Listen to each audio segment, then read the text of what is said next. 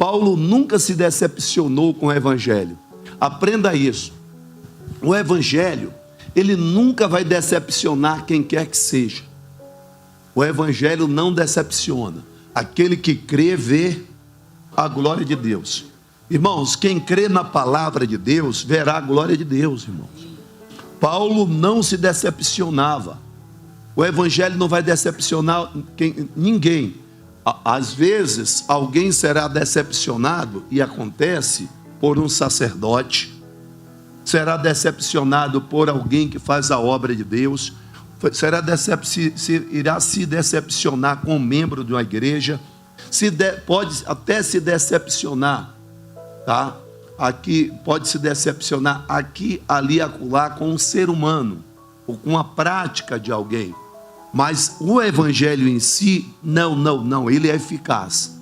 O apóstolo Paulo, em outra oportunidade, disse que a palavra de Deus é viva e eficaz, quer dizer, soluciona, resolve qualquer problema.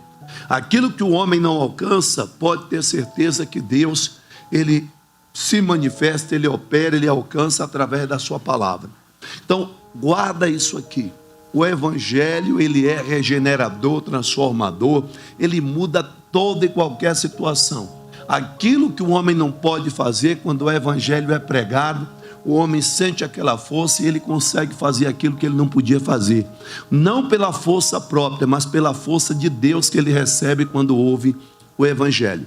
Pode observar que muitas vezes a pessoa, isso pode ter acontecido já com você, e creio que sim, chegou um dia na igreja para baixo, fraco, decepcionado, abalado com alguma situação, às vezes até já entregue, estava já numa situação que havia se entregado, mas de repente ela ouve uma palavra, a palavra entra nela, e de repente a pessoa começa a lutar de acordo com aquela palavra, e Deus muda completamente a história. Então, em Romanos 1,16, Paulo disse: não me envergonhe do evangelho. Não me envergonho. O evangelho, ele não envergonha ninguém. Não, porque não me envergonho do evangelho de Cristo, pois é o poder de Deus para a salvação. O evangelho não é mais uma religião que criaram, não, irmão. Chega dessa coisa de religião. A religião não faz nada por ninguém.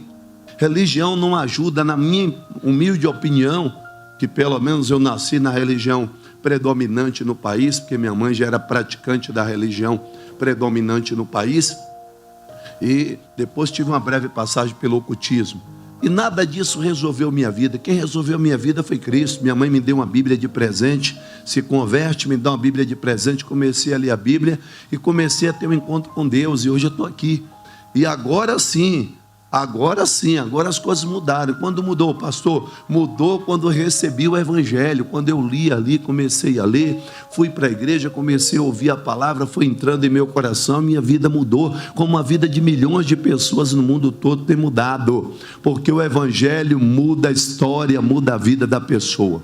Agora a pessoa precisa vir para a igreja e absorver aquilo que lhe é pregado, ela precisa deixar o que lhe é pregado entrar nela. Porque quando fala pregar, já está falando, é enfincar. O pastor procura enfincar a palavra dentro do seu coração. E aí você precisa ter o coração aberto para receber essa palavra, porque essa palavra vai mudar a sua vida. Então não me envergonhe do evangelho, porque o evangelho é o poder de Deus, é Deus se manifestando.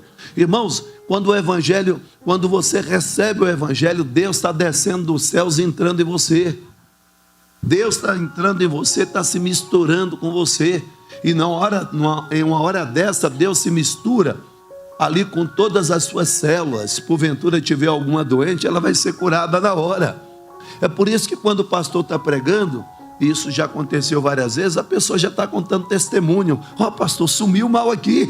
O mal sumiu na hora, meu irmão. Quantas vezes?